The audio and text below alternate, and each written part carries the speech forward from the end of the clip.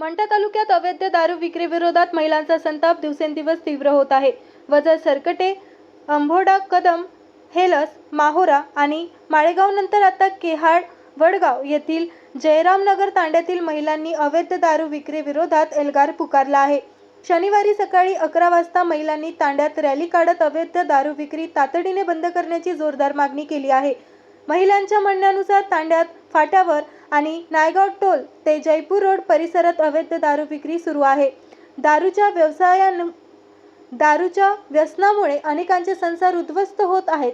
दारू पिऊन रस्त्यावर धिंगाणा घालणे, शिवीगाळ करणे तसेच नशेत हाती येईल त्या वस्तूने पत्नी, मुले आणि वृद्ध आईवडिलांना मारहाण करण्याचे प्रकार घडत असल्याची व्यथा महिलांनी मांडली.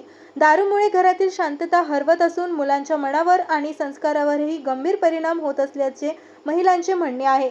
दारू बंद करा, आमचे संसार वाचवा अशी आर्तहाक या महिलांनी पोलीस प्रशासनाला दिली आहे. मंठा तालुक्यात एकामागून एक गावांतील महिला अवैध दारू विक्री विरोधात रस्त्यावर उतरत असताना आता एकच प्रश्न, अवैध दारू विक्रेत्यांवर कठोर कारवाई कधी होणार? महिलांचा हा आक्रोश प्रशासन ऐकणार का?